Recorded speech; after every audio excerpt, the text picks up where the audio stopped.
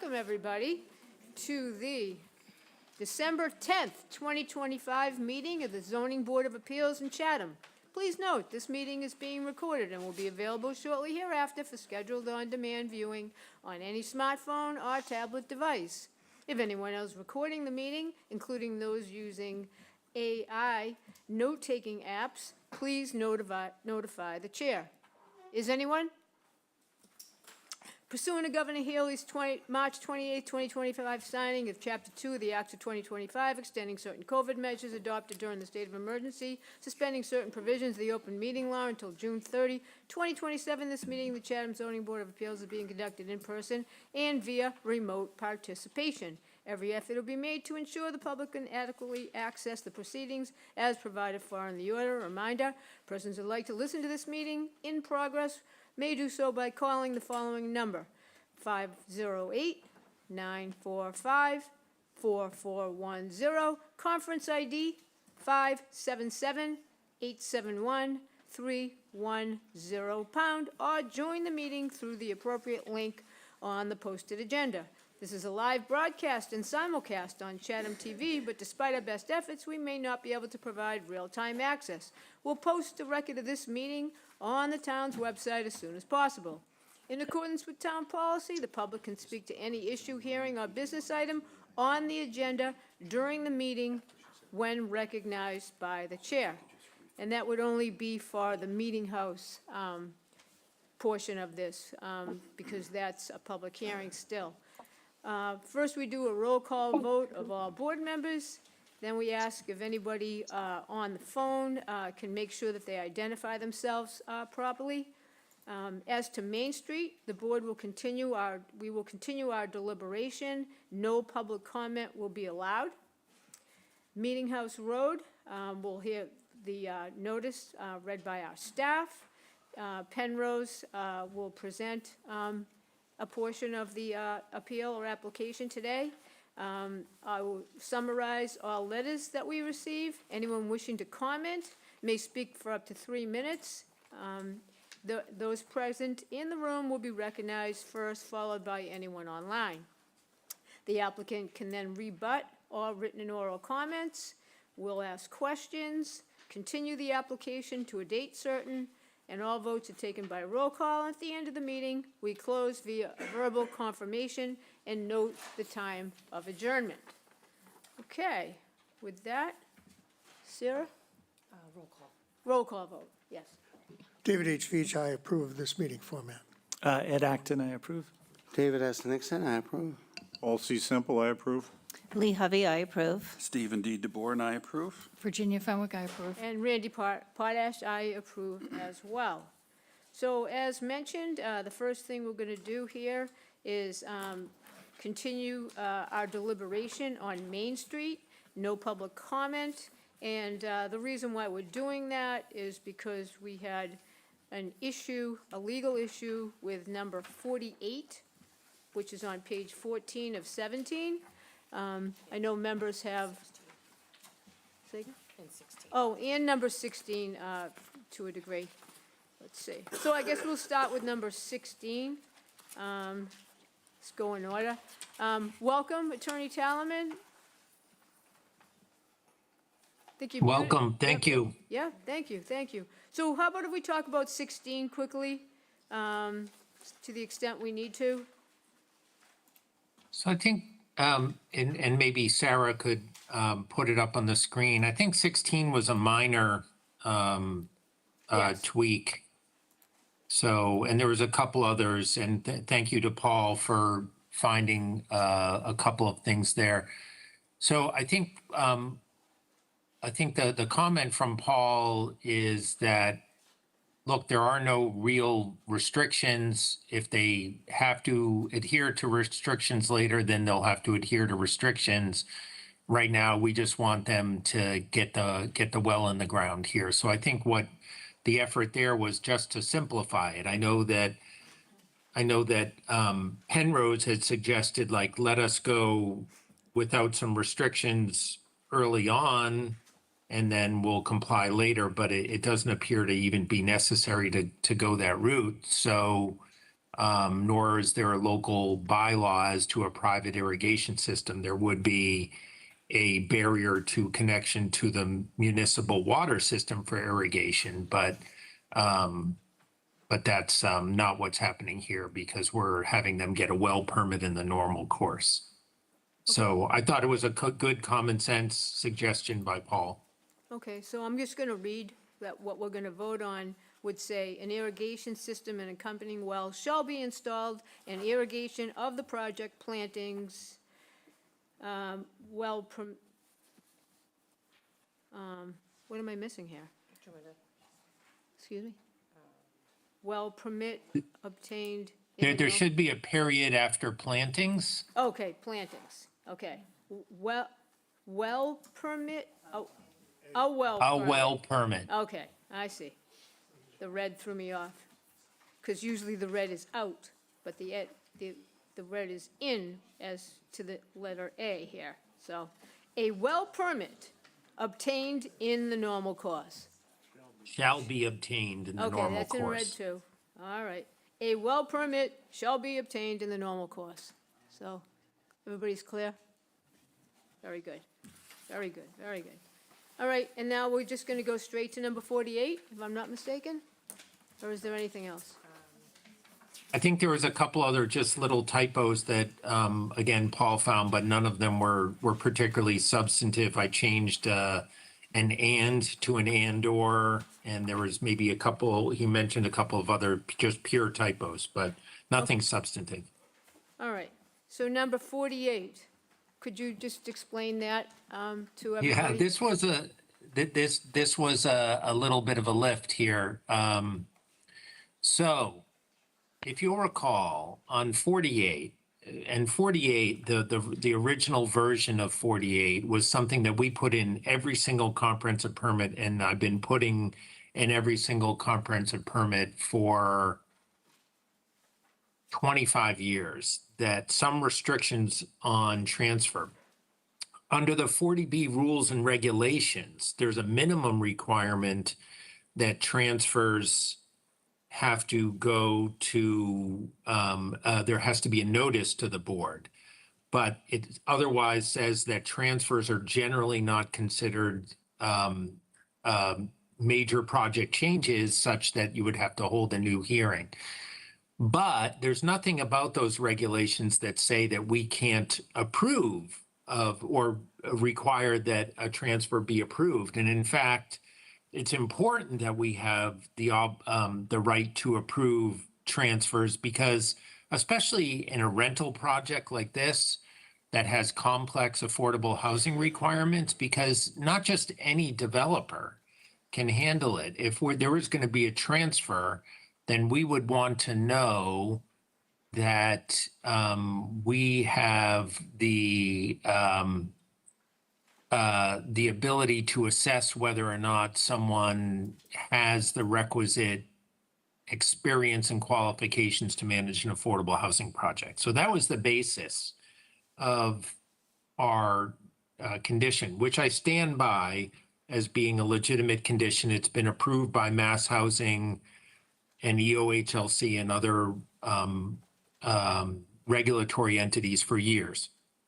However, there's two elements that Penrose drew attention to, and which I was okay with modifying to a point. We went back and forth with several emails and several modifications. The first issue related to the low-income housing tax credits. And under that program, the way that works is Penrose will essentially get the low-income housing tax credits, but they don't use them themselves. They'll market them and sell them, essentially. And when they sell them, those entities take a non-managing interest in the project during the period of time in which the tax credits are active. So in that it's a non-managing interest, it can be cumbersome and difficult for these institutional investors to have to come back to us and prove their mettle. And I was sympathetic to that to a certain degree.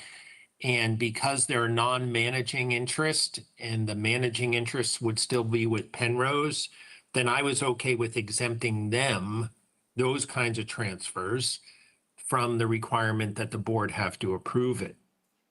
The next issue that was raised was one regarding foreclosure, and I was a little less giving on this. They wanted to exempt not only the potential foreclosure by a construction lender or otherwise another lender, but also the subsequent foreclosure sale to the end user, the new developer, the new project owner. And I was uncomfortable with that. Ultimately, I was okay with the foreclosure sale itself, but because the foreclosing bank is never going to manage the project, they're just going to foreclose and sell the project. What I was not okay with was exempting them from the board's authority to approve a subsequent foreclosure sale to an end user, the purchaser of the project. So I built some provisions and assurances on that. However, there was still pushback by some of the kind of quasi-public entities, Mass Housing and Mass Housing Partnership, as to the subsequent foreclosure sales. Now, frankly, I don't have a lot of sympathy for their particular arguments because at most it's an inconvenience that when they are selling out of foreclosure that they get the board's approval of the entity. However, in communications with Mass Housing, they said, and I think it's true, in fact, I know it's true, that if they, as a foreclosing entity, are going to sell to another entity, given their position as a primary subsidizing agency for the Commonwealth, then they are going to vet and convey to an appropriate entity out of their foreclosure. It's not like, Acme Bank. It is Mass Housing, and they have a vested interest in ensuring that their continued investment in the project is handled by a qualified affordable housing developer or a qualified manager of affordable housing development. So I was okay then, and this was the last piece of it, in exempting foreclosures and foreclosure sales by either a state agency or a quasi-state agency such as Mass Housing or Mass Housing Partnership. Foreclosure is really, really unlikely here, but I still wanted to make sure that in all circumstances, we would have some assurances that the end entity that we're dealing with for management of an important project for Chatham be qualified. So with the concessions that are built in here, and there's several exceptions, I think we're still amply protected while not adversely affecting their ability, Penrose's ability, to get financing from an entity like Mass Housing, and they are, by their word, they are interested in obtaining some financing by Mass Housing under favorable terms. And, I fight with Mass Housing all the time on 40B issues, but they are a reliable, affordable housing agency. They don't have always, or they haven't always agreed with the way towns see these things, but I think they are a trustworthy entity. So I was okay with providing an exception there, which frees up Penrose to obtain financing from them under these circumstances. And my partner, Lisa Mead, and I kind of worked this over and kept, thinking about the language. And I think this is an acceptable result that still keeps intact certainly any arm's length transaction should Penrose wish to convey this property on the open market to another developer, then you have your right to approve that entity is intact, as well as if Penrose sells a controlling interest in Penrose to another entity, we have the right to approve that entity's transfer as well. So those were the two bigger circumstances I was interested in protecting. Well, thank you very much. So you feel comfortable putting your good name on this, and that means that's all I have to hear. Yeah, I am comfortable. Again, I fought with them a little bit on this, more than a little bit on some of this. But I'm comfortable that this is still a very protective position to be in. Okay. Any questions from the board on this, or comments? Yes, Virginia? So, Jay, you mentioned that you were forgiving on the objection to restrictions on transfers of investors of the low-income tax housing credit, because originally wasn't there discussion or in the language that they wanted the right, those investors wanted the right to be able to handle those transfers without having to come to the board or more independently? Is that, am I That's understanding that? right. Yeah, that's right. And again, these entities under the low-income housing tax credit they are never going to be managing an affordable housing project. And the whole point of the condition is to make sure we know who's going to be managing the affordable housing project here, which is why we inserted the language non-managing. So if people are investing in this project in a passive way, but it's still Penrose managing, I was okay with that exception there because, you know, there could be various entities. There is a market out there for entities acquiring these kind of tax credits, whether they're low-income housing tax credits or historic preservation tax credits, and, you know, there's some other ones out there as well. They're never going to be something that we have to worry about in terms of who is calling the shots on certifying tenant eligibility or managing over-income tenants or making sure that the conditions of the permit generally are followed. So I was comfortable with that exception, Virginia. Okay, and the restrictions on transfers of them, you were comfortable with that? Yes. Okay. So you mentioned, as an example, an investor could be the Mass Housing Partnership or Mass Housing.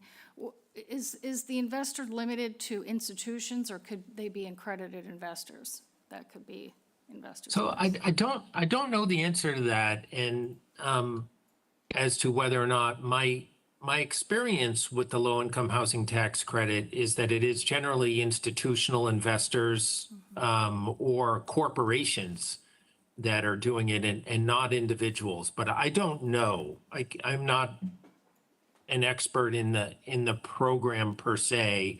I'm understanding of the program as it applies to subsidies related to 40B, but who can invest and who can acquire those tax credits is I'm not quite sure. Okay, one last question.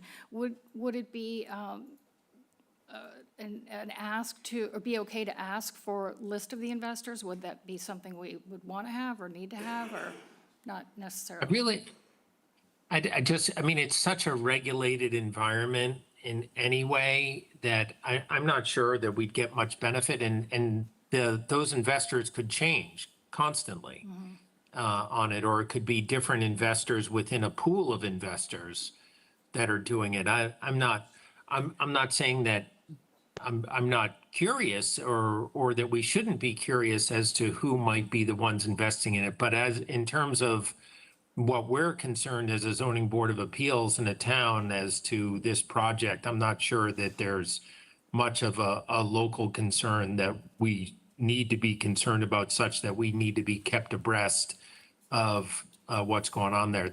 A lot of the records are probably public records, and so a lot of this is ascertainable probably, but I'm not sure that it's something that we need to concern ourselves with.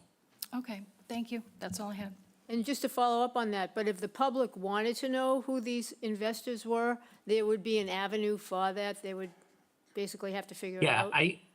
I'm not going to tell you, Randy, that I know if there's any exemptions from either FOIA or the Massachusetts Public Records Law for these kinds of things in terms of privacy or anything else like that. But I think it is possible that it's generally ascertainable as to how this goes. But again, I'm not going to make or give a firm opinion as to whether or not there might be some exemptions from the public records laws on that. Yeah, okay.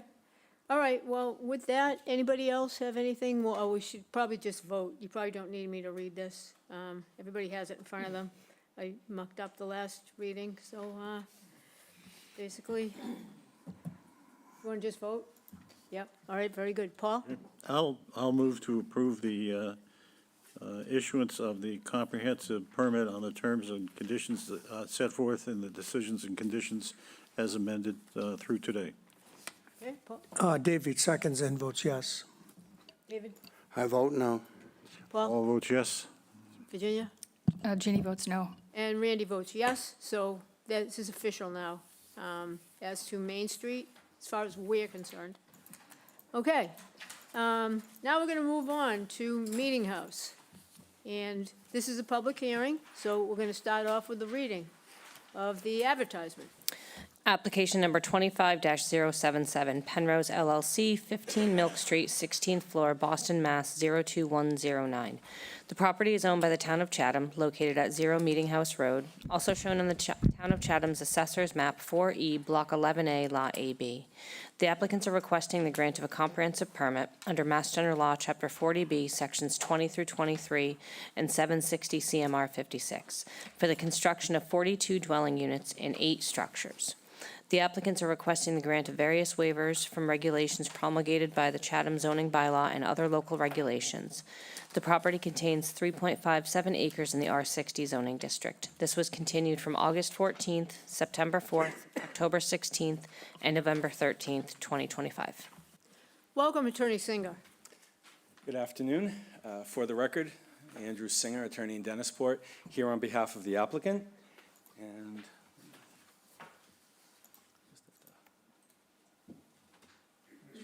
just get that up on the screen. We wanted to provide some updates to you this afternoon. I'm just going to do a brief introduction, and then we have some members of the team will go through some of the updates. We submitted a letter to you on December 3rd, and and in that letter, so some different people will talk about different parts of it. I just wanted to give you a few updates. First, a subsequent response letter to Ty and Bond's peer review was prepared by Horsley Witten and submitted to Ty and Bond, and we did give you a copy of that. Excuse me, actually, that response letter wasn't from Horsley Witten, it was from Vanessa and Associates, it was on traffic. So that is in your file.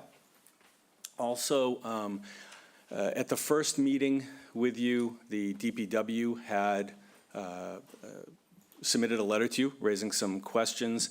I spoke with Rich Clater, who's here from Horsley Witten, and between that first meeting and today, they have actually had back and forth. There was written back and forth. Horsley Witten has spoken with DPW, and it's our understanding that everything is all set, but I do appreciate that there isn't anything in writing in your file on that. And so you may as well, but Rich is going to reach out to DPW and just ask them to submit a follow-up to you. If there are any outstanding questions, we'll work on them, but we think they're responded. That is similarly with the fire department. They have, Horsley Witten has worked for the fire chief as well, and we believe everything is all set, but I also understand you don't have anything in writing, in the file, so we will follow up with that as well, just to make sure that it's documented for the record. Last piece I wanted to address before I turn it over to Mark is I just wanted to bring up the property location on a couple different maps, just to be very clear for everybody. The map on the left, the locus is obviously outlined in red. The green on the bottom, that is the historic business district, and it's along Route 28. So this property is outside that district, so it's north of the DPW property and the sewer lift station, which is shown on there, and then the bike path, and so it's outside the historic district. If you look at the image on the right, you'll see also similarly the property is not in the South Chatham Village Historic District. It's a National Register District. So the property is north of the Register District as well. So I just wanted to submit that for the record, because I know there's been conversation about it, but we hadn't had the images to show you before. With that, I'd like to turn it over to Mark. And, after we're all spoken. We're happy, as usual, to answer questions and discuss with you. Thank you. Thanks, Andrew. Good afternoon, everybody. My name's Mark Warfel. I'm a landscape architect with Crowley Cottrell Landscape Architecture. This first slide is the project as designed, and what we heard at our last meeting, let's see if I can point, was concerning Building 6, and specifically this elevation from the street. So we took a hard look at this about what we could do to help alleviate that. And we're submitting here an alternate plan where we use a different building type, which Paul from Union Studio will get into a little bit further. But as you can see from the site plan perspective, it doesn't change all that much. It's more in the building itself. One thing I'll note is that the building itself has front doors opening towards the parking in Building 7. And then around the back side of the building, or depending on how you look at it, the side of the building, there are the individual storage sheds as well as access to some utility rooms.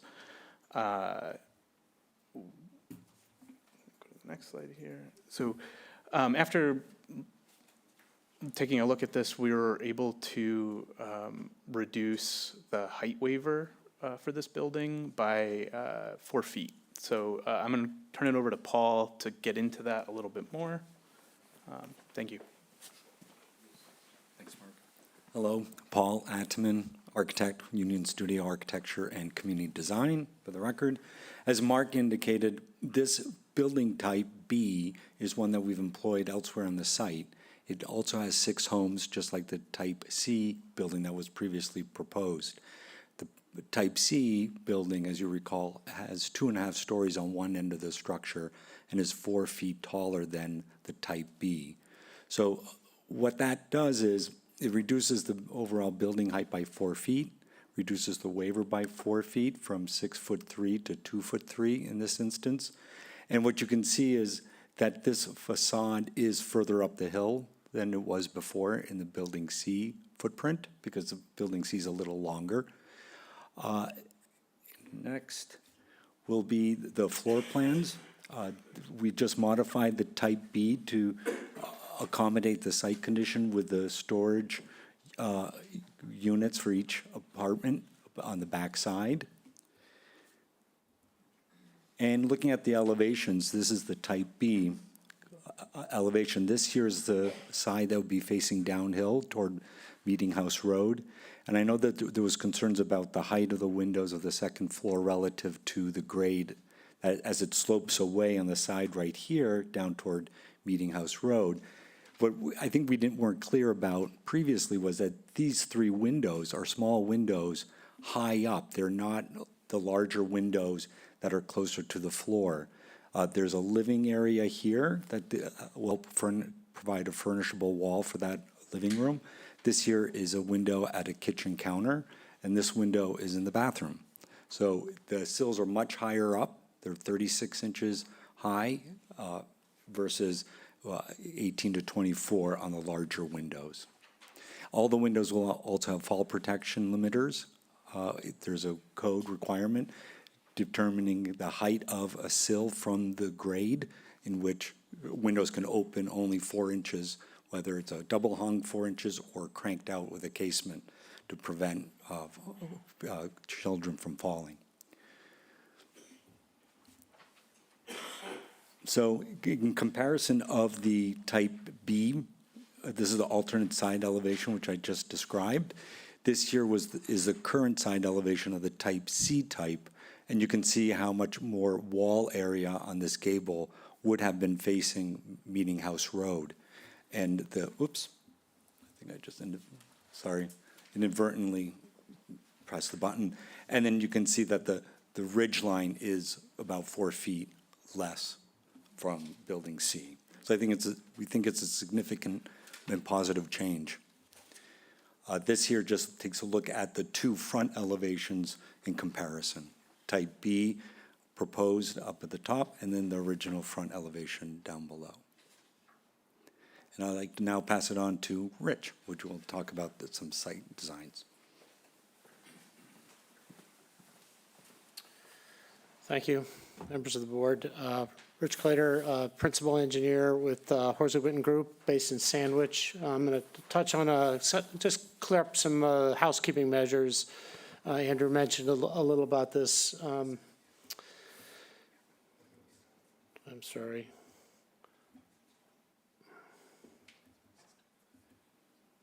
There we go.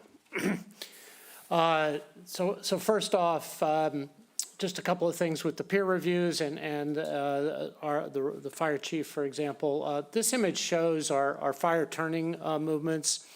I think prior to the first hearing, the fire chief had approved the internal circulation, but actually one of the comments we got from the DPW director was that when the fire truck comes out of the driveway and goes on to Meeting House Road, does it cross the center line? And you really don't want to do that, but we could make the turn, but the bumper of the fire truck would just nick the center line. So what we did is we increased these radii at this entrance. It makes it a wider radius, and then resubmitted these turning movements showing that the fire truck does in fact stay in its lane for the entire turning movement. And we sent that to the fire chief, and he was okay with that, and we will provide documentation of that. We have also, I think as we talked about the last hearing, all of the civil comments from Ty and Bond have been addressed to their satisfaction. Some of them will involve confirmation at construction plan stage, but that I think is pretty clear in the record. And then finally, the traffic peer review, Andrew mentioned, Attorney Singer mentioned that Vanessa had submitted this peer review comment on the 2nd of this month, December 2nd, and we have not heard back from Ty and Bond how they feel about it. There were two outstanding comments. One was on trip generation associated with adding the Main Street project trips into this study, and the other one was accident reports to include any accidents that were reported by the local police department in addition to the state's database on that. So we have not heard back from them to our knowledge, or I haven't, but I suspect that we'll have those comments addressed. Another comment we heard both from the public and from you in the past was regarding aesthetics and safety of the guardrails on our entrance road. And we had originally showed a guardrail similar to what's shown here, a wooden guardrail. This is different than the two rail guardrail that is right out on George Ryder Road across the street from us. This would be a single rail and only about 30 inches off of the ground to the top rail. We are looking at enhancing some of the aesthetics with that. We can use a bevel on the top of these posts. It makes it look quite nice. I'll note that there are a lot of these in town. This is not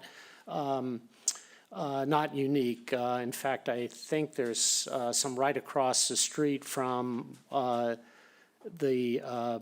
right next door to our project that on the other side of the bike trail or rail trail at the DPW and at the wastewater lift station. So there's several of those in town. And then what we're proposing, instead of a guardrail on the other side, is we'd like to use a split rail fence with a mesh. This, you can barely see the mesh in this, so it kind of blends in pretty nicely.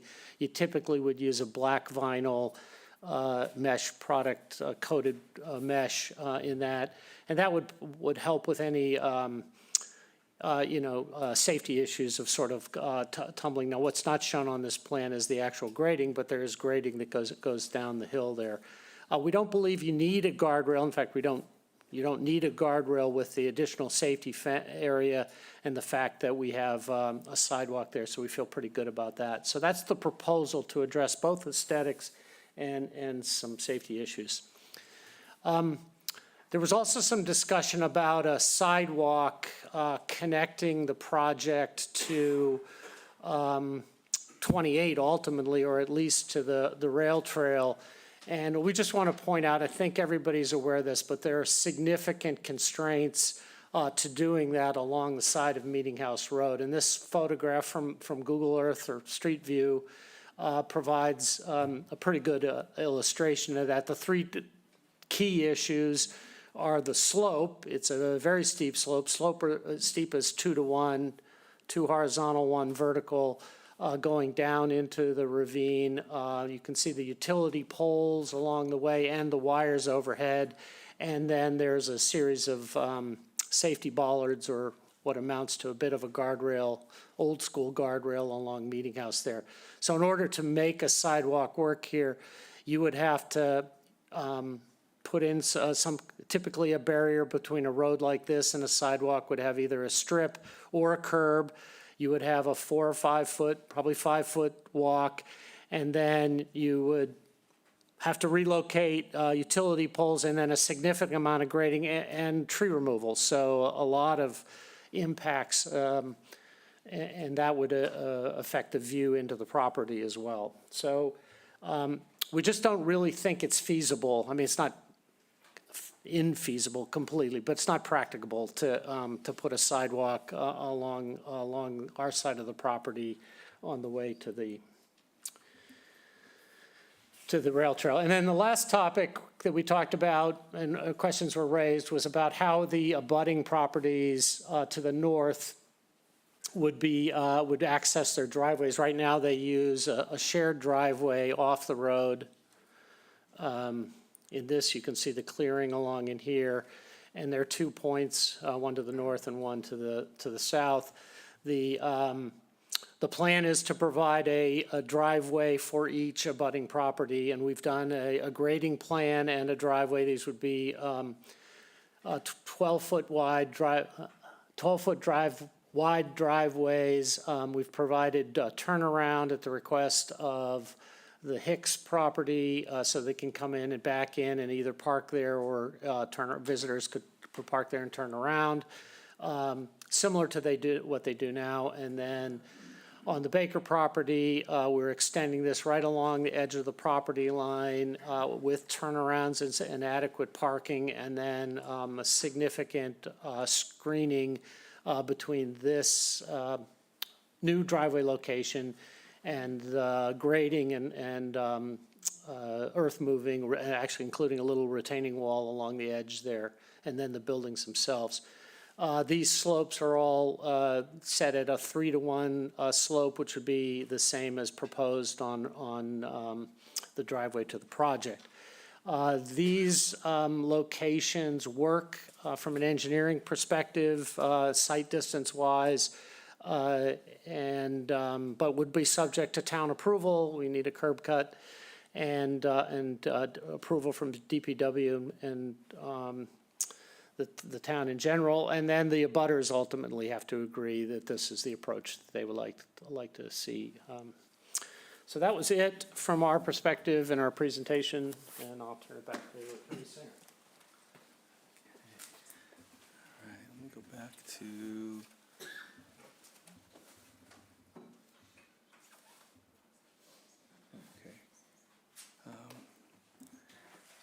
Thank you, Rich. There's only one thing I wanted to point out. It was on these plans, but I think it was on here, but we neglected to say, just wanted to point out, with the change from the building C type to the building B type, this number of units stays the same at 42, but there would be a reduction in bedrooms from 75 down to 72, because you lose some of the 3-bedroom units when you go to the smaller building. So just wanted to note that for the record.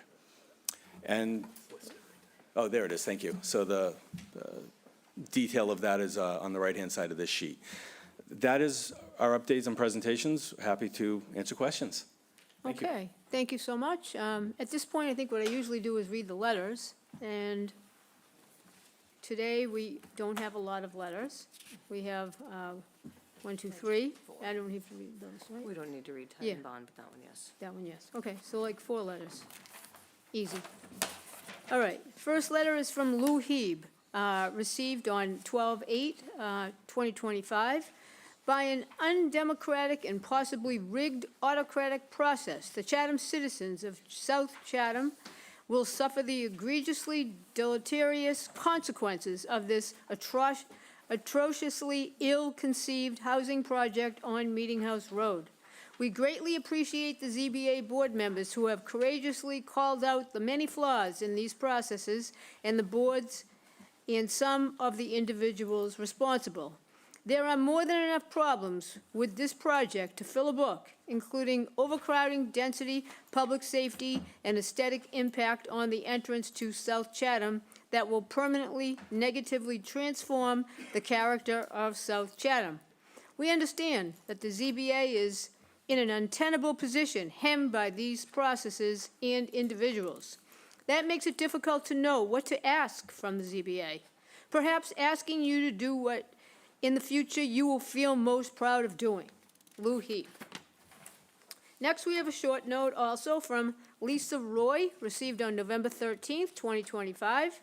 I forgot to mention Lou Heap's address. South Chatham, okay.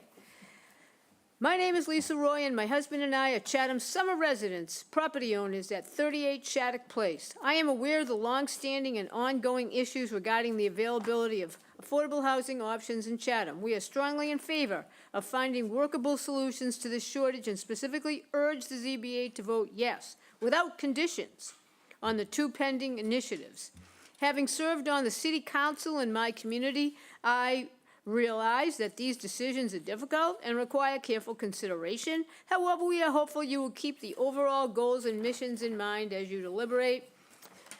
So much effort has gone into these opportunities, but even more is at risk if action is not taken, or if it's delayed. Next, we have a note from the South Chatham Village Association, received on November 21, 2025. And it says, the South Chatham Village Association implores you to take another look at Meeting House Road. Our concerns are as follows, and there are 12. 42 units on 3.5 acres, only 21.25 acres buildable, no, 2.25 acres buildable. Increased density is a primary concern as its impact on the sustainability of Chatham. This is only 6 units less than Main Street. This lot is not really buildable. Building heights of 35 versus 30, safety for children, sidewalks, play areas. Children are going to be drawn to that ravine no matter what is available on the playground. The idea of having a dumpster at the centerpiece is only asking for trouble in an unsightly mass in the parking lot. Reassess dumpster placement. Again, no guest parking, storage for outdoor toys, outdoor public gathering areas, patios, grills, benches, etc., appropriate landscaping, streetscape. Buildings that look like Chatham, not a military base. Pets, allowed an extra fee. Sidewalks and connecting to the rail trail and to Route 28. Protection of the abutting conservation land. Traffic control on Meeting House Road. We urge that one building be eliminated from the Meeting House development and reduced to 32. Also, that the Select Board weigh in according to Singer and Singer Meeting House summary of reasoning at 3 attached to the zoning November 13th agenda, which actually invites and certainly waives any Penrose objection to Select Board input, contrary to the Town Council advice. Other town boards and commissions are encouraged to informally review the proposed development in order to make recommendations and provide advice to the Board of Appeals. This could be a critical decision for the Select Board and it's one it needs to address. We believe the Zoning Board of Appeals and the town should reject this plan, let Penrose have the burden to prove elimination of one building is uneconomic, and the town should also force Penrose to disclose its finances through a peer review. At this point, Meeting House Road is not a source of pride, but only a for-profit for Penrose. We trust our boards will do their job and protect what is left of True Chatham. Thank you, Carol Gordon, President. Next is from Carolyn McClelland. I find it disingenuous that a letter was submitted to the ZBA on behalf of the South Chatham Village Association. To my knowledge, as a member of the South Chatham Village Association, we've not had a meeting where we voted to support or in opposition of the development. Members are certainly entitled to their opinions and have a right to express them, but as an organization, no one should be speaking for the group without first polling all the members. Procedurally, the expectation is that there would be a basic threshold to document support or opposition. Their continued disregard for this basic tenet is disheartening and very contradictory to the demands for transparency from other town committees and boards, and that was received on 12/10/2025. Is that it? That's it. All right. Who would like to go first for public comment? Just raise your hand. Yes, sir. Please head up to either microphone. Your choice. There's one right in the middle for your convenience, if you choose.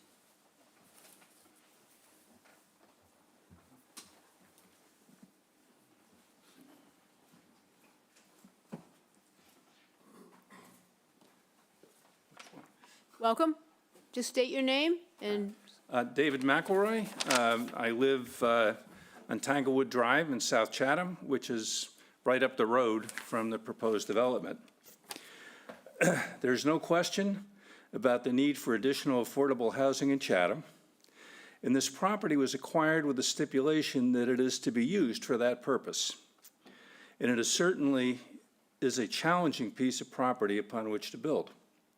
Meeting that challenge should not mean, however, that the answer is squeezing more buildings than the land can comfortably and safely accommodate.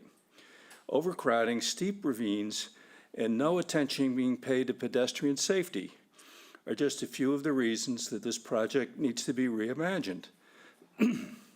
Reducing the number of proposed buildings from 8 to 7 or even to 6, and reducing the density would allow for more open space, which would allow for more space between dangerous drop-offs and resident walkways and recreation areas. Parking has been limited to 1.4 spaces per unit with no provision for guest parking for caregivers, cleaning persons, etc. Parking is felt by many of us to be inadequate, as there is no other parking space near the Meeting House Road property to park a vehicle if no spaces are available. This may well result in unsafe double parking or illegal and dangerous parking along Meeting House Road. We recognize that there will be a walking path leading from the Meeting House Road development to the rail trail, but it is unrealistic to assume that this will stop a significant number of residents and their visitors from walking along Meeting House Road, as there is no sidewalk between the rail trail and Route 28. There will also be many who will undoubtedly choose to walk down the driveway and then down Meeting House Road. This is a dangerous situation. I'm on Meeting House Road frequently, and it's a 40-mile-per-hour speed limit, but many people look at that as advisory rather than as a limit. While it is true that constructing a sidewalk would be quite challenging, nonetheless, sidewalks should be built to ADA certification on Meeting House Road from the Penrose property to the Route 28 sidewalk already in place there. For this not to be a condition would be extraordinarily irresponsible, possibly even unconscionable. Thank you. thank you. Oh, thank you so much. If you'd like to leave that letter, that would be probably helpful. Yeah, could you just leave that with our clerk? On the right? That would be, if you don't mind, do you? No. Okay, thank you. Oh, all right. If anyone else wants to come up the middle next time, that would be good. All right, great. Who wants to go next? Don't be shy. Yes, please. No one wants that middle microphone. No? When it's time for online, only get. Yep. And then we're going to go online after this. we're going to go back and forth. Yes, please. Okay, Carol Gordon, South Chatham. Just a little FYI, the South Chatham Village Association members received the letter before it came to the ZBA, and they were encouraged to respond. So maybe Ms. McClellan just didn't see her email at that time. Yeah, So we're- just wanted to clarify that. Okay. And just All so right, you know, we want pardon me? input about the project. Tell us Okay, about it. Please thank you. do that. Okay. Okay, I could stand here all day and reiterate all the problems and solutions you have heard over and over again about the actual physical layout of Meeting House Road project. Instead, I'd like you to think what it might be like to have a family member or a good friend move into Meeting House Road the way it is proposed at this time. Would you be proud to say you made this development possible? The answer to so many of our concerns has been, it's 40B, and our hands are tied. Frankly, I don't quite believe that. The folks moving into 40B deserve the same quality of life and community that everyone here is fortunate to have. We can work creatively with 40B and insist on changes that give these folks a welcoming, safe, comfortable environment in which to raise their families and enjoy a quality life. Perhaps Meeting House Road is not that place. Unfortunately, we have a for-profit development company that is very concerned with their bottom line than having this development adhere to Chatham zoning guidelines. It's up to this board to ensure the survival of the things we value in Chatham or vote it down. Again, I ask that you, knowing what you know about this development, take a moment to seriously ask yourself, would you be proud to have a family member or friend move into Meeting House Road? If your answer is no, then there's only one solution, to vote no to Penrose, and your conscience is clear. Thank you. Thank you. Okay, anybody, you'd like to go next, please? We'll get to the onlines after this slows down. Yes, please. Meeting House Road. I just have a couple of questions about, concerns about the presentation. The first being that safety guardrail. That's not much more substantial than what I have around my vegetable garden. It needs to be, I don't see that wiring as being safe at all for children going to school, and another thing, to maintain it. It's going to be impossible to maintain something that, you need something more substantial. The other thing I had is there anything, because I'm going to have to now walk onto 137 to get to the bike trail, which I currently don't have to do. So is there any access for the abutters to get through the development, to get to the bike trail, to avoid that? Because it doesn't sound like there's going to be a sidewalk put in by anybody. Thank you very much. Appreciate that. Yes, ma'am. Gretchen Kaufman, Fairview Ave, South Chatham. I just had a quick question or suggestion regarding the sidewalk issue. Is there some reason there can't be a crosswalk and a sidewalk put in on the opposite side of the road? I have personally challenged the traffic just walking from the signal crossing up to the bike path parking lot and taken my life in my hands. And perhaps that would solve some of these issues and benefit both sides of the street. Thank you. Thank you. I'm sure Penrose can easily respond to that one. That was one. Yes, go ahead. I have to remove this because I'm pretty tall. Yeah. John Sweeney, South Chatham.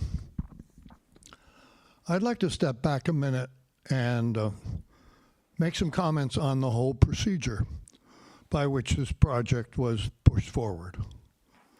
When the planning board decided that it wanted to rezone the area along Main Street, which was in the historic business district, and going through the village of South Chatham and West Chatham and other villages, they turned to the public.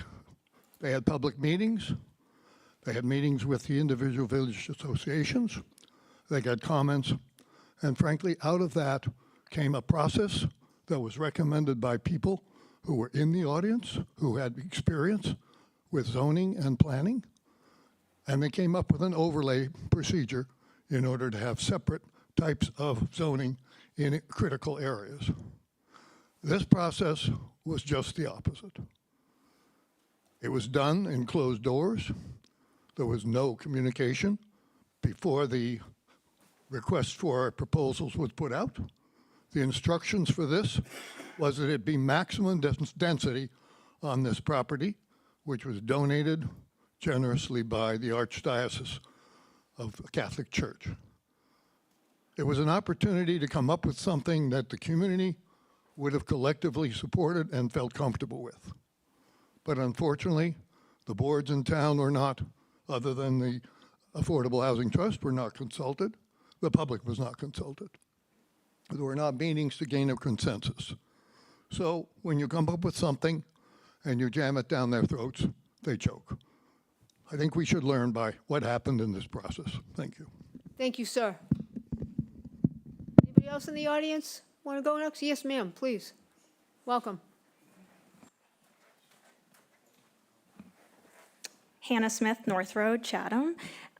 So I had previously, a few meetings ago, talked about parking and, encouraging people to take the local transport, which is the bus, and how they have an off-season schedule that starts in September, and how it's difficult because it basically starts running at 9 a.m. for Chatham, which is obviously after a lot of people start work.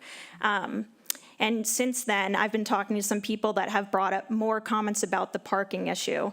I understand that Penrose has said that they've, this is what our other developments have. This is what the Orleans Cape Cod 5 building has, which I think is like 1.1 spots per unit. But I just don't really, I feel like parking keeps being brought up and no one's really taking it as seriously as they should, because, Main Street, people have brought up, someone's going to go park at Larry's PX, they're going to park in the Shop-Ahoy Plaza, they're going to be walking across the street down the road to, if they're visiting someone, if they have 2 or 3 cars for a 3-bedroom unit. But then when you get to Meeting House, it's just, what are you going to park across? There's like a small parking lot next to the rail trail. I just don't really know. There's nothing that's said at all about, hey, what if everyone, say you had every single 1-bedroom, what if there were two cars in every single one? You're easily going to go over the parking spaces. You have guests over, there's going to be like 5 guest spots left if they leave it that way. When I visit my friends that live in apartment and condo complexes, the guest parking is always completely full at night. There's no sense of how important this actually is. And everyone in town knows you need a car to get around Cape. The average commute to work is about a half an hour. I just really don't think it's being taken seriously. I know people think, parking, it's not that big of an issue. But when everyone has a car on Cape because it's just a necessity, it becomes an issue. And I haven't heard anything about what happens if they genuinely run out of parking. Is someone going to have to sell a car to live in this building? Thank you. Thank you, miss. Anybody from the audience want to go next before I go online? No? Okay. Elaine Gibbs, welcome. Thank you. I've said a lot of this before, so I'll keep it brief. I don't understand why Penrose is the only one who cannot put themselves in a position, if they had to live there, and try and have a quality of life. If they say you can't put in a sidewalk on Route 28, or it would be very difficult for them to do, they shouldn't have been on the property. That's a dangerous road. Kids are going to ride their bikes in the road. People are going to walk in the road to get to public transportation. The guardrails, I can't believe it could have gotten worse than it was before, but this is it. I believe the chair did recommend, she wanted to see something in white. That, first of all, it's going to be absolutely hideous. Now the 2 fences don't even match. And then the one on the right is only 3 feet high, and there's a ravine on the other side. Just because there's no sidewalk doesn't mean kids aren't going to walk along there. And then the solution on the left is chicken wire and a different fence. I don't know how more disgraceful, unless they intentionally were trying to create something like that. There is absolutely there's not insufficient parking. This is not downtown. People have no services there. They don't have a bank, they don't have food stores, they don't have a doctor, they have nothing. And the parking lot's going to be full, and people are going to have no place to park. Children, I had asked several times, children getting on and off the school bus. We haven't talked about a crosswalk. We haven't talked about a shelter where the kids can wait for the bus to show up. This is not child-friendly. This is dangerous. There's going to be an accident. And I had said, I want to see their liability policy because they've been warned that this is a potential hazard, and they are encouraging children to play in the ravines. No question about it. Their pictures are there. Who tells kids to play in ravines? When mom and dad come home from work and can't find their kids and somebody finds out they're in the ravine, it's an accident waiting to happen. This thing should be pulled. They never should have been on the property. They should have, this is their job. And they looked at that and they knew that they wanted to have a lot of kids there. And this is not child-friendly, it's dangerous. And I am stunned at the lack of quality and unprofessionalism of Penrose on this project. Thank you. Thank you, ma'am. She's asking about. Madam Chair, Lori McCann has posted a comment in the chat. She is online. Typically, we don't read chat comments, so it's up to your discretion as to what you'd like to do. Why don't you just take a quick look at it and advise me? Just that she supports the letter submitted by the South Chatham Village Association. She's a member resident since 1977. She received a draft email, as many others did, and there's only about 2 acres of usable acreage on the site, and the density is not appropriate. Okay, very good. Everybody heard that? Yep. Anybody else online? And then I'll go back to the audience, and then we're gonna talk among ourselves here with Penrose. No? Oh, yes, sir, please.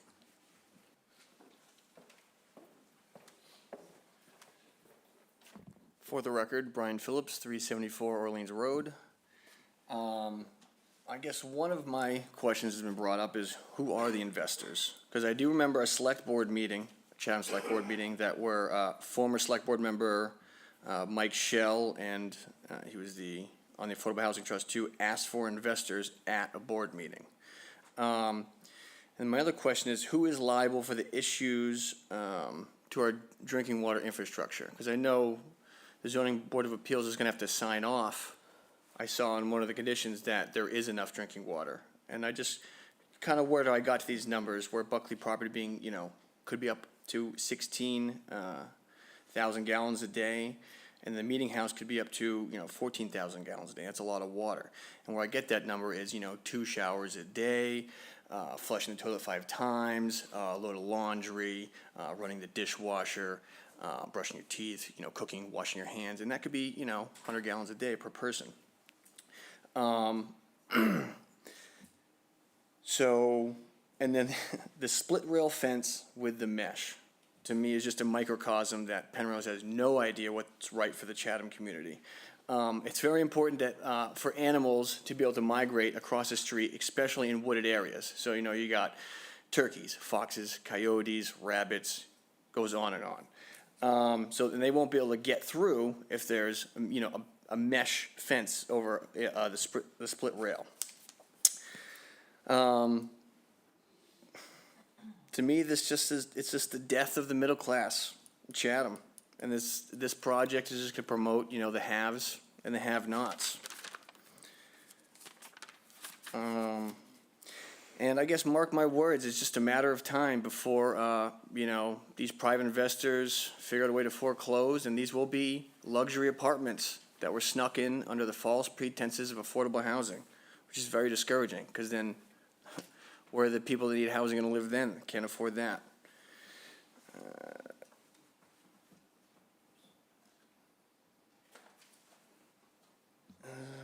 I can't read my writing. 15 more seconds. All right, that's No, enough. 20 more seconds. No, My it's last okay. comment's inappropriate, so I'm just going to save it. Thanks. Very good. Good thought. Anybody else? Online or not? No. Okay, so now we'll give Penrose a chance to respond to anything you wish to respond to as to that. Can you specifically respond to the sidewalk on the other side? I think thought we had some information on that all along the way. Okay. First off, Before that question is asked, we took notes on everything we heard. We're not prepared and able to answer most of it now, because obviously we just heard it, so we have to think about it. I do know in talking, as far as land across the street, setting aside first the fact that Penrose, nor the town, owns it, it's private property, there were also some challenges over there with trees and grading and things like that. I can't give you more details than that now, but it was looked at. Putting aside the legal questions, there were some challenges there as well. Isn't there already a plan to put a sidewalk across the street connecting to the existing sidewalk? Did I dream that, or, really?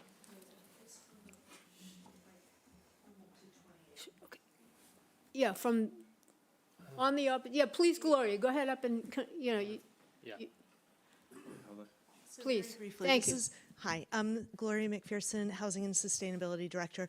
So this is part of the LDA, the idea of creating a connection from the project to Route 28 where there's bus stops and everything, and understanding that the grades along the property itself are really challenging.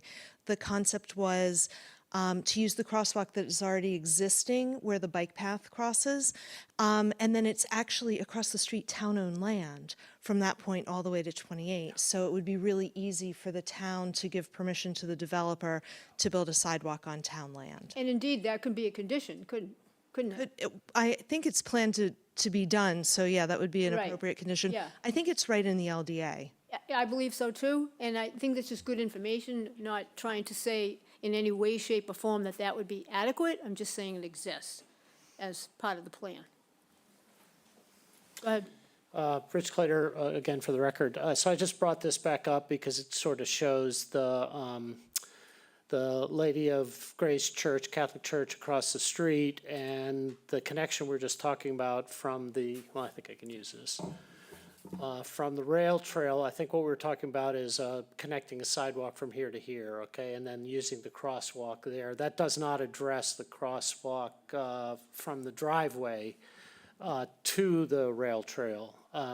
So if you put a crosswalk across the street where our driveway is proposed, which you could do, and I'll show you a photo of that, but then you have to run it along that side of the street. That has an opposite issue with slope. The slope is sloping up towards the church.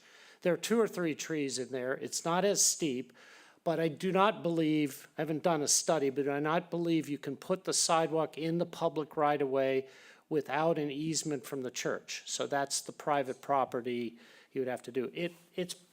As I said before, it's feasible for both sides. It just may or may not be practicable. It is a big cost to do that, but you could probably do it if you could get an easement from the church to do the construction on their property.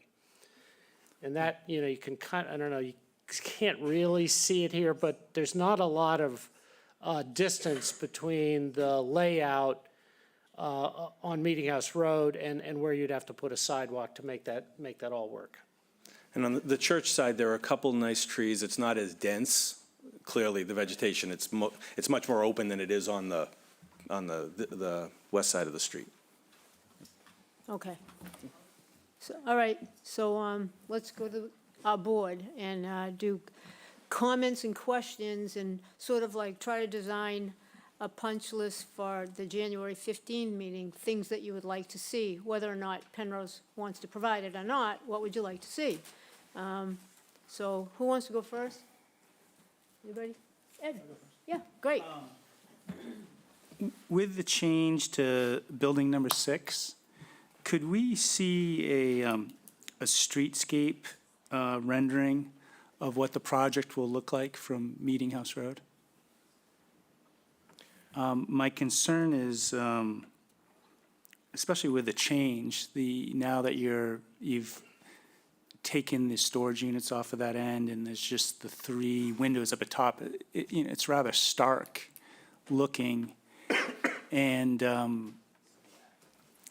I'd like to just see, what people are actually going to see when they're going by the project. I could just ask Mr. Acton, so you're talking if you're at the driveway.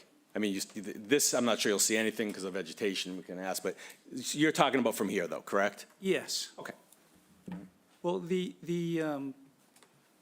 the buildings are roughly, building number 5 is elevated about 10 feet higher than the street. So I actually think you'll see that. Might, I'm not sure. I'd like to see, a view along the whole frontage of the property to determine, what we're actually going to be looking at when you're going by the property. Thanks. Did you have any other comments about, I know you were into the grills and, bike, any? Not at this point. I'd like to see this Yeah. sort of go from there. Okay, but I just want to caution the board too, that we need to close the public hearing by February the 9th. And so that doesn't give us a crazy amount of time. So I wanted to try to get a lot done today, the best we can. So anyway, we can go back to you if you want to think of anything else. Yeah. Mr. Veach? Well, first of all, I wasn't clear.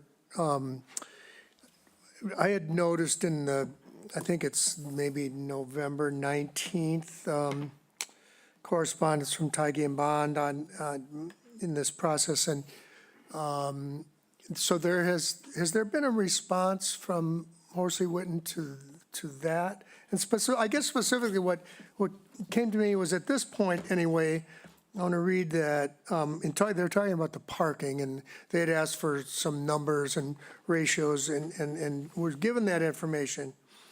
But then they responded, said, the data presented provides a wide range of parking ratios for comparable sites, et cetera, et cetera. And then they further say, we recommend a condition of approval that identifies an alternative parking management plan if existing parking supply is not sufficient to support demand.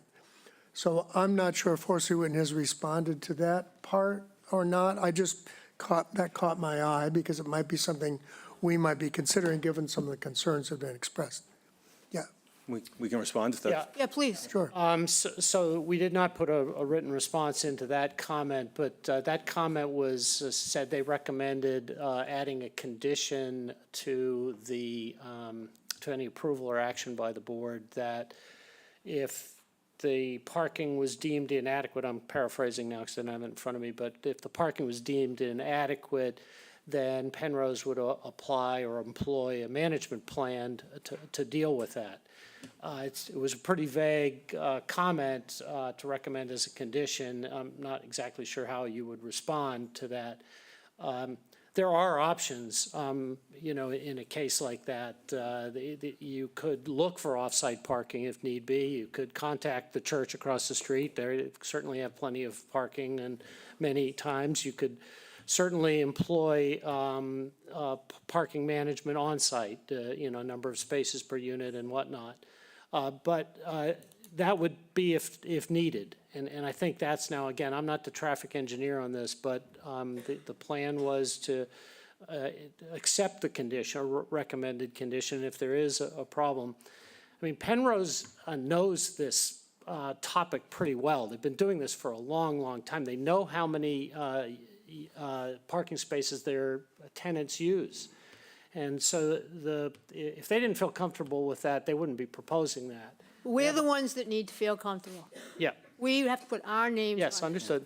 Okay? No, this is just noting, it was the same, just so you know, it was the same analysis that we submitted to you on Main Street, where Penrose, again, using their experience, what they see as the numbers, looking at the ITE thresholds, we can follow up, but just in direct response to Mr. Veach's question, that was what Ty and Bond had recommended. Yeah, I just noted that in case that might be something that we might be considering putting in as a condition. And I do respect their experience with it all, for sure. I actually really hadn't thought about this a lot in terms of, but I'm saying, well, we've just had all this go around with respect to irrigation on Main Street, and I don't know if we've discussed it here at all. And so that might be something that We have not. we want to, I don't blame you for not wanting to get into it, but I don't know. I don't have, even following all our discussion on Main Street, I'm not sure that I have strong feelings about it one way, but I'd like to hear, at least some discussion about it. Okay, I'm certainly going to get to that when it's my turn. Mr. Nick? Andrew, I have a small list for you. Okay? You have it in writing? I wrote it down, but I don't know if you could read it. Anyway, we need to move the guardrail issue down to something that is more attractive, more substantial. This idea of a meshing or a netting is crazy. Something has to happen with the guardrails. Number two. Well, Mr. Dix, can I just ask for clarification? Are you talking about both sides? Because You bet. again, there's a guardrail on one side and a fence on the other. I just wanted to be clear. I am talking both sides. Okay, thank you. Okay? Only because of where it is, you just can't pick one side. I do believe there needs to be an auxiliary parking lot. Let's say 30 cars. Let's see where that could go. I've talked about density of these projects before. On the one on Main Street, I felt the max of 24 was really pushing it, and I would say the same for this, the max being 24. I had mentioned with the other project that I was concerned that there were no studio units. And I think it was Rio gave me an answer. It isn't economic or whatever it might be. But to me, when you start with affordable housing, you must have studio apartments because that's for the first time. The person that comes who's maybe 22, 23, 24, they don't have a dime. A studio apartment is what makes sense for one or two people. I lived with my wife in a studio apartment for a year. I know what I'm talking about. So I would like to see those somehow included into this. On the sidewalk issue, absolutely a sidewalk on the Penrose side, not across the street. We don't need more worries about kids going across the street and what kind of lights we need and all that sort of thing. And while we're talking about sidewalks, let's talk about the rail trail. That is the last place you want people walking. If you've ever used the rail trail for a bicycle or, whatever you might want to, pedestrians and bicycles do not mix on rail trails. Some folks drive their bicycles faster than they would on Meeting House Road. And also, and I didn't get any place with this subject in the previous project, but I believe it's unconscionable to have a building with 2 stories that you don't have an elevator to take people to the second floor. You can't exclude somebody who might have a disability that say, I'm sorry, we only have and I know what the law is. I don't want to hear that. I'm just saying, I use the word, it's a moral compass. I want to see elevators in every building. Thank you. Thank you, sir. Lee? Okay, well, I'm looking at this in 2 ways. I'm looking at it as to how it looks, and I think I suggested the removal of Building 6, and I still would like to see that happen. I think it would do a number of things. It would decrease the density, it would increase some parking and maybe some green space. I also was the one that requested doing something different with the dumpster, and now I'm having second thoughts about the center of the parking lot for the dumpster. I'd love to see some brainstorming around that as well. But I'm also concerned about how this is going to work. Looks are one thing, but how it works is another thing. And I don't know, it just, I think the safety issue, the walking, the fact that people will have to have cars if they live here, because you can't really walk anywhere else. That's different from Main Street. The guardrails, definitely, those need to work. It all needs to work from a safety perspective as well as the looks. Okay, Paul? Well, I think we've covered an awful lot of the issues that I was going to raise, so I'm not sure I have much to add to that. I agree with Ed about a perspective, a street perspective. I think also a perspective from the inside of the development. In other words, if you were at where theoretically the dumpster is going to go, how do these buildings look when you look around the interior and look at each other? I'm a little unclear as to whether the way the site plan is set up as to whether you're going to be clear cutting everything from the road in the area that's designated as green, such that it's all cut down, and your view from the road is then directly into the entire development, or whether there are going to be trees preserved in the area that's designated with the light green. I'm not sure whether your landscape person can answer that.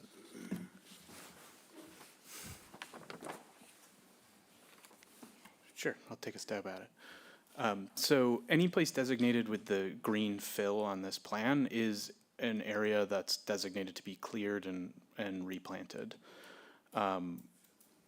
Part of the waiver requests, the height waiver requests on building 5, 6, and 7, one of the reasons they're greater than the other buildings is because we're using the foundation of the building to retain some of the grade to be able to limit the amount of site disturbance on the front part of the site. If we were to, we did a study bringing those waivers down, and it disturbs a lot more of the site, causing more trees to be removed. Anything that is kind of the brownish color of the underlying aerial is existing to remain. So there's a large section in the front, I guess it's the southeast corner of the property that will be preserved. And then along the rail trail on the south side will be preserved. And then pockets that on the northeast corner that'll be preserved, but are being impacted due to the construction of the abutter's driveway. Have you put anything on Meeting House Road that designates the entranceway to the property as you're envisioning it now? You mean a sign? Yeah, any staking or poles on that the would ground now. reflect on the ground so that people driving by there could know now where the entrances are? Yeah, it's directly across from the northern entrance into the church. So I can point on the, so this is the driveway, and it is directly across from that. But the answer is it's not staked. No, it's not staked. Is there any reason why you can't stake it? No, it could be staked, at least partly. I'm not sure. So people would understand where that is. Is there a way to designate? I mean, I realize there are a lot of trees there now. Is there a way to designate where the corner of Building 6 would be, or 7? The two of those, or 5, so that people would get a feel for where the buildings would be on the property? Or is that just not seeable, given the current foliage? I'm getting a yes from Rich. You can stake them, but is the separate question also accurate that you'd have to trek through the woods and up to get there? So it could be staked, but you're not going to see it without going up to it. Yeah, they're quite a distance off the road. Mm-hmm. But they could be. Okay.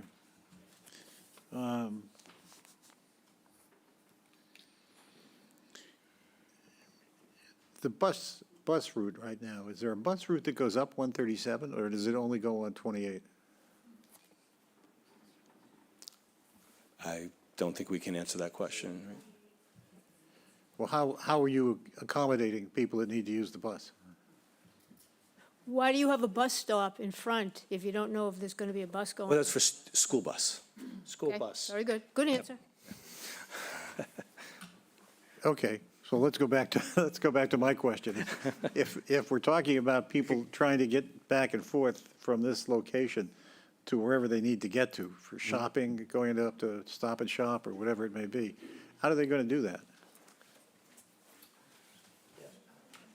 I think it's important to reiterate that the residents of this community that would want to walk to 28 would take the trail, which we have specifically designed for pedestrian, not for bikes. There was some question about making that wide enough to have bikes so you could ride down there. We did not want to do that. So it's a setup for pedestrians. You'd go down to the rail trail, you'd go down, cross at the crosswalk, and then the developer is going to put a sidewalk in from that location to 28. So that will provide pedestrian access, safe and accessible pedestrian access, ADA accessible access to Route 28.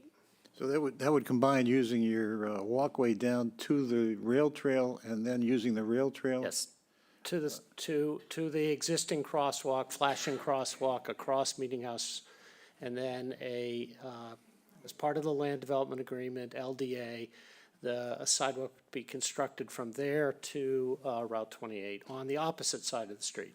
And how far then would people be walking on the rail trail? To get- Just this distance here, it's up, it's maybe not even 100 yards, probably about 50 yards. Mhm. And the rail trail is how wide there? I think it's 10 feet.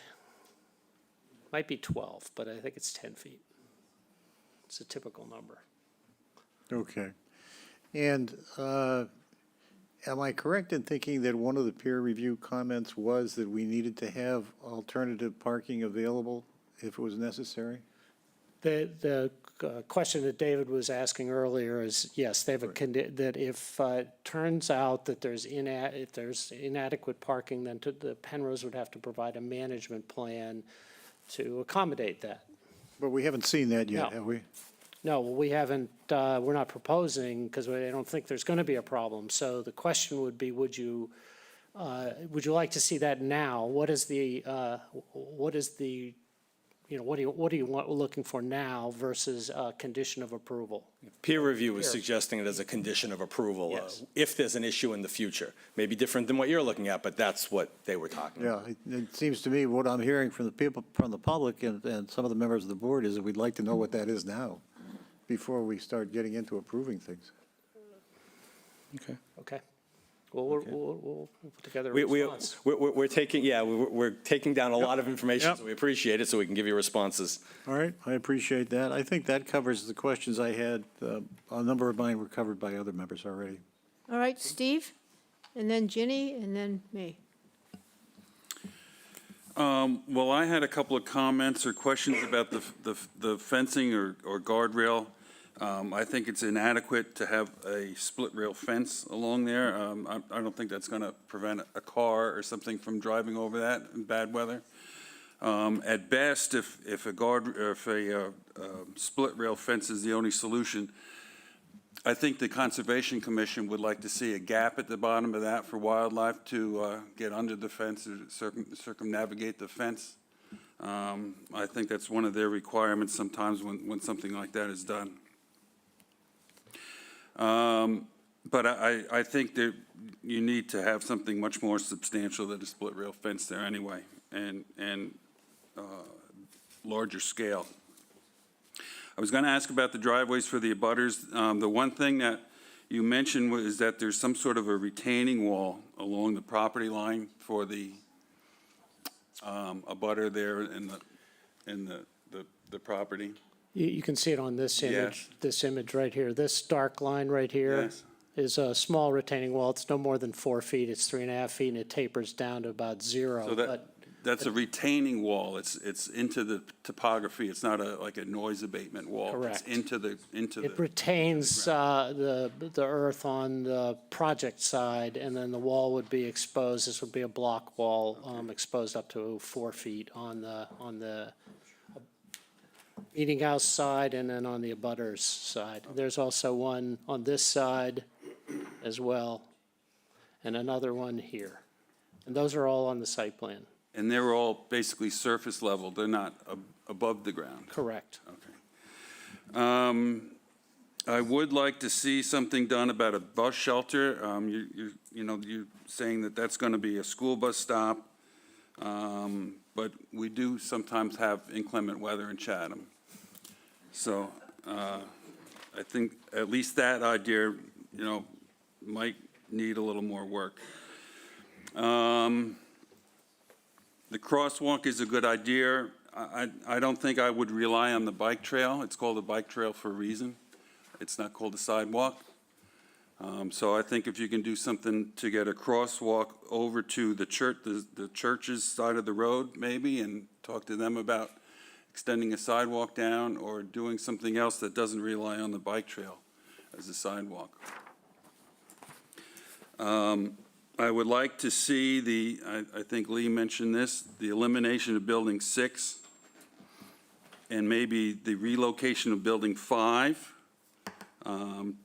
to I guess that's to the east, or its elimination altogether as well. And I think that would address a couple of issues. That would first give a larger recreation area for the kids.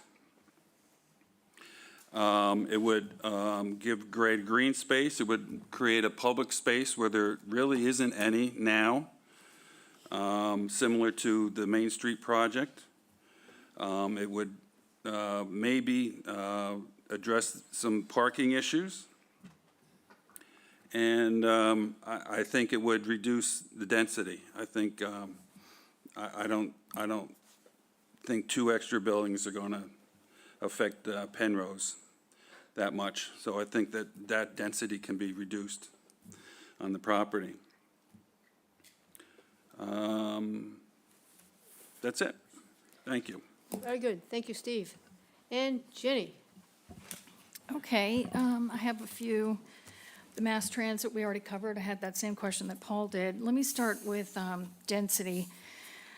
Ms. Hicks brought up in a previous hearing 2.25 acres. This because buildable, even though what you read says it's over 3. And then it was mentioned again. It was mentioned again tonight. So we are talking, I thought the other property project was too dense, and so this one is even less acres.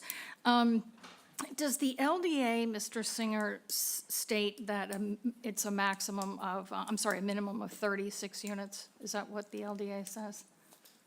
You're at 42 now, but does the LDA see 36? I don't know the answer to that. I don't know, Rhea, do you off the top of your head? Or I believe it's Ms. 30. McPherson, I don't know the answer, but. 35? Hi. Oh, So, yeah. so the RFP required a minimum of 35 units. The LDA itself says a minimum of 42. Okay. There's a lot more wording surrounding that. It is not a mandatory number, it's my understanding. Go ahead. Penrose? Let's talk about the LDA and the units that you believe we're bound to. I'm sorry, Randy, this is Rio Sacchetti from Penrose. I was going to say the same thing Gloria said. The RFP may have said that, but we had determined the minimum that we could do was 42, and that's what we had presented, which the town approved and the select board approved. And that's codified in the land development agreement, just that 42 units. And that's just to answer your question. We hear your comments and accept what you're saying. Okay. Just wanted I to just answer it. wanted to ask about that. Yep. So similar to what Steve was saying, open space, where is it on this project? I know we have the playground area. It's not really open space. So I think that given the, the importance of that, Marky, did you want to comment on that? Well, keep. Oh, okay. I don't know if you had finished your comment. Because I think there was a comment that, Mark, I think you made, that when you look at this color, everything that's light green is going to be clear-cut and redeveloped or replanted. Okay. So that's the whole perimeter of the project and the entryway. And then everything that's gray is the existing, primarily trees, the existing, but where is, if you're going to be planting all that green space and it's a sloping ravine, where are where is the green space in this project? Open space, rather. So we have the advantage of being adjacent to Twine Field, which I walked today, and there's plenty of space there for outdoor activities that might be similar to what we proposed at the Main Street Green. Other than that, there are community gathering areas between buildings 1 and 2. And then kind of adjacent to building 4 and 5, there's another gathering area with some play equipment. I think also there's some mischaracterization of this being a ravine. It's not steep to the point that there are cliffs. And I walked it today. You can walk down the side easily.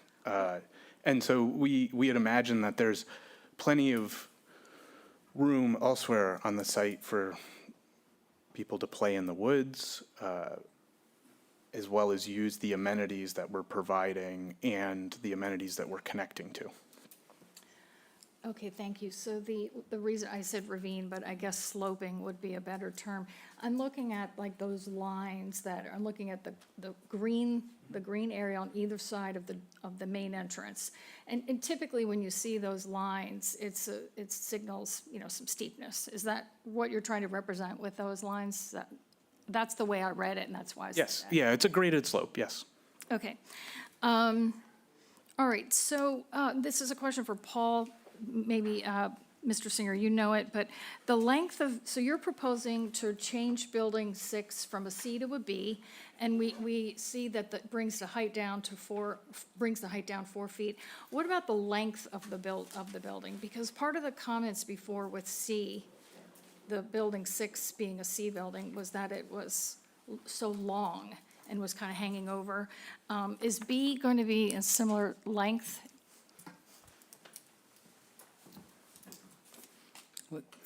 Hi, this is Paul again. I'll just go to the plans. We do not have dimensions on the floor plans themselves, only height. But here you can give a little sense. It's probably about 8 to 10 feet shorter. But what we've also done to get the building uphill is we've moved it in its site location. Here, this whole building footprint has been pushed closer to the sidewalk because building C had a front porch there. This is building C type, so it had an entrance here. That pushed the building quite a bit further down slope. So it's a substantial improvement, and we'll go now to the side elevation right here. And this is the point that I was making earlier, is this is the B type building with only 2 stories of exposed wall versus the C type, which is 2 and plus a roof gable facing Meeting House Road. This is going back to your comment earlier of what that would look like. I think this is a much more, less impactful elevation to the street than this is. To see storage unit doors toward Meeting House, that's further, closer to Meeting House. There's less wall, and it's just a smaller elevation facing Meeting House, and it's further away. Okay. Does that answer your question? Well, I want to see the dimensions at some point, but that. Yeah, we could provide those. I just. And what we could do if was, right now on the landscape plans, one has a building C, one has the building B. Yeah. So like this, maybe we could just put, if you want, on the same, like an image on side by side. Side by I think that's what you're asking for, so you could see it. Yes. And I would point out, it's probably on your original plans. Yeah. I don't have those with me, but if you wanted to get those today, you could. I can probably find Yeah, it. so Okay, sorry. thank you. I'm sure I can.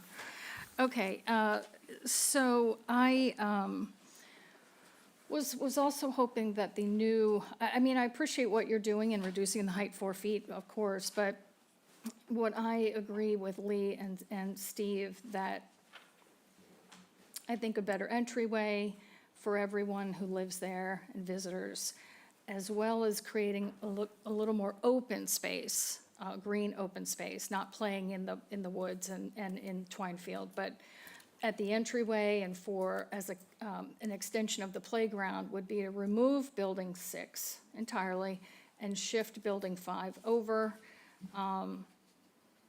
and create a little more green space on the driveway side, and most importantly, on the playground side, and have that be really the open space for this project. So that would be my density comments. And I don't have any other questions. Thank you. Yep, so, all right. Randy? I'm going to be just completely blunt. You're looking for me to vote yes on this project, and I'm going to tell you what it would take for me to do that. Just not going to waste your time. Number one, Building 6 is gone. Gone. That takes you down to 36 units, which is one over the amount on the RFP. I reject that we are legally bound to permit something that we don't think is safe. That particular building, it teeters on a very treacherous-looking terrain, pretty much to your own admission it is. So what would have to happen, that building's gone. The Building 1, which now has your management building, I would like to see that swapped for Building 5. You can put Building 5 back there. Your management building, along with units, can then have eyes and be scooted over and have a larger play area that is adjacent to the bike trail. Needs to be a larger play area there. I completely reject the notion, and every time I hear it, I get irritated, that the twine field is an amenity for you. Number one, if the twine field was an amenity, I would have already known about it before this, because I have a dog, I'm a runner, I have 140,000 miles on my body since 1978. I've run all over this town. Now, the twine field has a sign up, and it says deer ticks, okay? You have to try to find these things, and you, as a runner, I find everything. I know where all the trash is. I know people's yards that are sort of like dumps. So there's a sign on the twine field, deer ticks. There's also poison ivy, and what makes matters even worse is that there's twine, and you can't even walk in there unless you want to trip.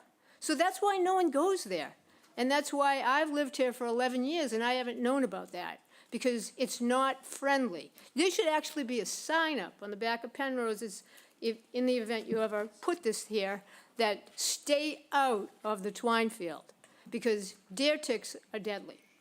And so it's not going to get treated because it's a conservation area. So it is not an amenity, it's a hazard. Now, as to the amenities that you have that tiny little outdoor space near the twine field, and that will be larger if you have a smaller building back there, and you need to, in my mind, make that green space larger, just like the green space over near the bike trail. That has to be larger, and have decent play apparatus for kids. We have two really nice parks in Chatham. One needs a little work, the older one, but we have a new play space, and you can get some tips from there. It's at Volunteer Park. It's great. And so you should probably model some of your apparatus as to what's there, because that's modern day. Also, I think we need to have bike racks. That the Cape Cod Commission recommended a lot more bike racks, and also impervious parking where you can, because the Cape Cod Commission recommended some, I think it's pervious, I always You mean pervious parking? Pervious parking, yeah, because, and the idea of the trash being in the middle is ridiculous. So that is out. And when you remove Building 6, you won't need as many spaces, but if you keep the same amount of spaces you have, 61, you'll be able to rearrange where the dumpster goes, maybe back over on the same side as the property of the abutter, but further down, and you'll have more spots for it because you'll have some more parking options. So I think that should pretty much go back where it was essentially, and just not be right next to the abutter. Let me think. That's off the top of my head. Let's see. Obviously, the wooden guide rails need to be attractive. I reject that anything that goes over in South Chatham should be second rate. you know, just the clear cutting of one area nearby there just reminds everybody that more attention needs to be paid what happens to South Chatham. South Chatham itself encompasses adjacent historic district and the HBDC. Maybe this doesn't fall squarely in those districts, but it doesn't excuse you from respecting that. So this is a hazard the way it is now. I think it's a disaster area. So those things that I mentioned may improve it. I'm not afraid at all for the appeals court to see this or to go ahead and take it to land court, because those land court judges, they come and look and walk. And when they see the idea of no sidewalk on one side and part of a sidewalk on another side and a building sticking out over a ravine, they're never going to approve that. I'm very comfortable that you need to take a real good look at the safety here, because we have safety and welfare on our side when it comes to the arguments for this particular project. And you said yourself that this project is not financially feasible on its own, so it's not going to be us that renders it unfinancially feasible. It already is. So that's, you know, I know I sound like I have an amount of passion, but I do. You know, I think it's all within reason, too. This is all reason, passion. I asked that gentleman to drop off his letter because I agree with every single word that he had said, Mr. McElroy, I think it was, and I like, you know, that should be part of our record. It's already part of our oral record. But I agree with, and what I really respect is the fact that people of South Chatham, they want you to put the project there. They're not trying to say, not in my backyard, or don't put affordable housing there. They're just trying to say, make it safe and decent for the people. These people that have to drive to get into there, they're gonna be trapped in there. They can't really walk out, you know, safely. They can't come out the front where they drive in and have any amount of safety crossing, and they're going to want to cross. People aren't going to want to go all the way around, especially kids. You know, I ran around there today, and I just was like, I couldn't believe how unsafe it is there without sidewalks. So, you know, that's my short list. I could add. No, that's fine, we heard you.